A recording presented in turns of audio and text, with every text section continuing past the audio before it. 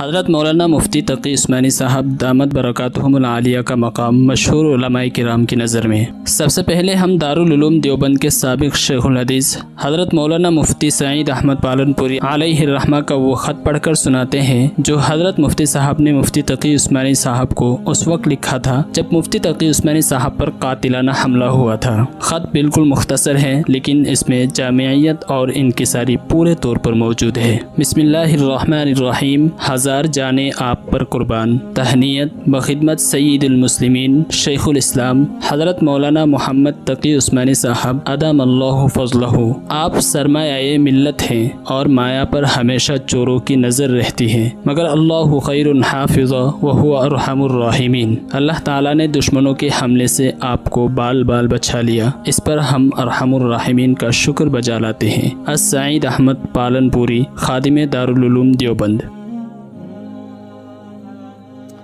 مفتی تقی صاحب پاکستان کا نہیں پوری دنیا کے مسلمانوں کا قیمتی سرمایہ ہے، بہت بڑی شخصیت ہے۔ مفتی تقی صاحب ہمارا سرمایہ ہے، ہمارا فخر ہے، اور صرف پاکستان نہیں بلکہ میں تو سمجھتا ہوں کہ پورے عالم اسلام میں اس وقت ان سے بڑا علمی انسان کوئی نہیں ہے۔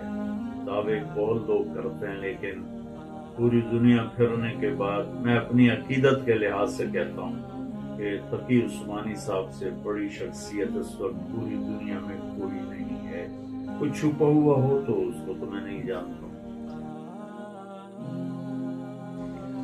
شیخ الاسلام حضرت مولانا مفتی تقی عثمانی صاحب دامت برکاتہم صرف پاکستان ہی نہیں عالم اسلام کی ایک عظیم ایسی شخصیت ہے کہ جن سے اللہ تعالیٰ نے بہت زیادہ دین کی اشاعت اور دین کی حفاظت کا کام لیا ہے۔